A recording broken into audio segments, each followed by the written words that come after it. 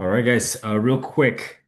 Doing this call because I've had a lot of people come in and complain about injuries. So if you're watching this, do me a huge favor, just comment what injuries you may have that may be creeping up on you. Um, and if you're training around it. So it could be something like a bad knee, a stiff shoulder. For me, it's actually a low back issue that I've been working through in the last, say, 2 weeks. I heard it about 2 weeks ago. But the key is, and I'll go through this a little bit more, is that the key is I don't stop, I'm working around it. Right. And that's going to be the most of us. If you're over 30, I think I would say, you're going to be working through an injury, 35, 40. If you're around that age group, you're going to be working that. You can't, if you're 20, you probably can bounce back a lot quicker than injuries. But when you're above 30, 35, 40, you're going to take some time to recover. So you're going to have to learn how to work around it. So today, I'm going to go through a framework I use with most clients. Who basically walks in hurting. Because the answer is almost never stop training. It's always the answer is going to be to train smarter. So we're going to go through this framework. So first, rule number one, the way I look at pain when you have an injury is that it's just information. It's not a stop sign, which I think a lot of people think it's like, ouch, something hurts. If it's a sharp pain, yes, definitely stop. Um, Stop that movement. Your body's actually telling you you're doing something wrong. But if it's something like a dull ache, and it takes some warm up after a few sets, that's just stiffness. It's not really an injury, and you can train through that. So most people make that mistake of treating all pain the same, and it's not all the same. They feel something and then they quit for something like 3 months, which is not what you want because that's not what you want to build a good habit. And then what happens after quitting for that long? You come back weaker, things are tighter, and the pain is worse because you lost the muscle that's actually protecting the joint. Say if it's your shoulder or around your knee. So you really have to learn the difference between understanding what a sharp and sudden pain is. That is stop. But if it's a dull pain, warming up, it just means you got to warm up carefully. So that's rule number one. Rule number two, and I alluded to this in the beginning, is to train around it, not through it. If your shoulder hurts on a bench press, don't bench. But don't skip the chest either. Swap barbell bench press for something like a floor press or, a dumbbell close grip press. Those things all work the same muscle groups without having to aggravate the joint.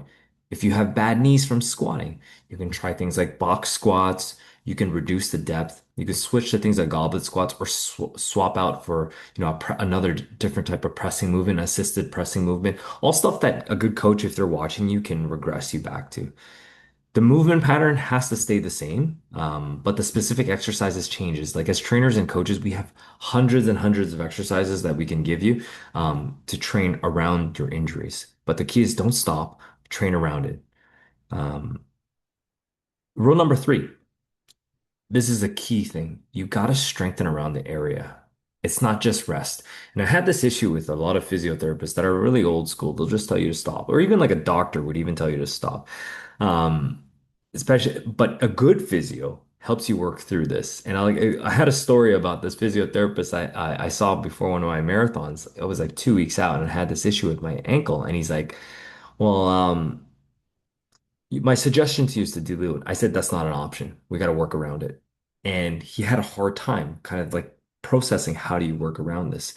Where do you tape there? Because I have an athletic therapy background, so I know which ligaments need support and you could tape around it. Give me some suggestions. That is really what you want. You want to strengthen the area, not just rest it.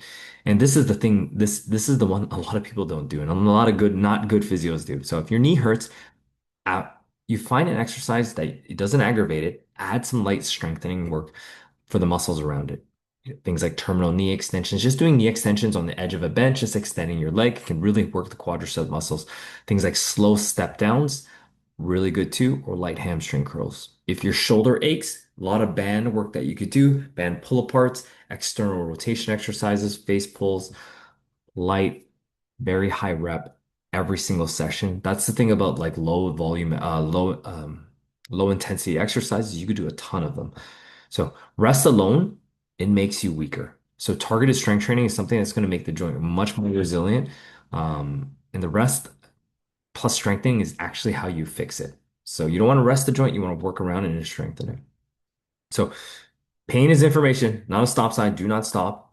Number two, train around it, not through it. And number three, rest alone will makes you weaker. So make sure you're strengthening around that joint. I'm going to jump into my swap list. So things that here's a little cheat sheet that you can use. So I know a lot of you guys train at the gym, so you're going to have this support from the coaches. But if you are training on your own, some of the most common pain points and what to swap with. So very common that we see is going to be shoulder pain on pressing, anything overhead.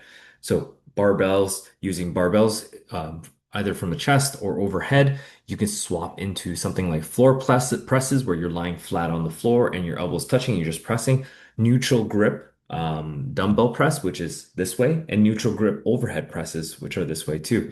If you have overhead press issues, you can use something like a landmine that gives you a more, I should unblur my screen a little bit, but a more angled press.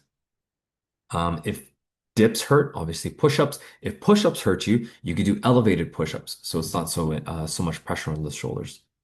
Low back, this is one I struggle with, especially when I'm doing conventional deadlifts. One of my favorite things I've swapped out recently is I've actually moved away from conventional deadlifts and just strictly do barbell trap bar deadlifts or trap bar Romanian deadlifts.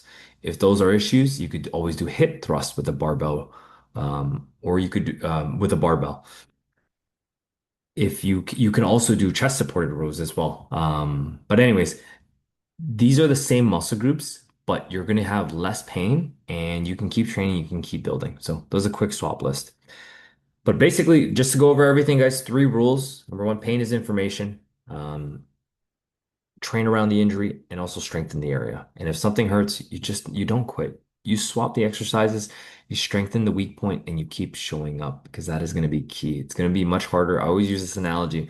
When a plane takes off, it uses the most amount of fuel in the beginning. But once it's in the air, it adjusts. And that's kind of what you want to think about your routine is that you don't land the plane, you don't stop it completely, you just adjust.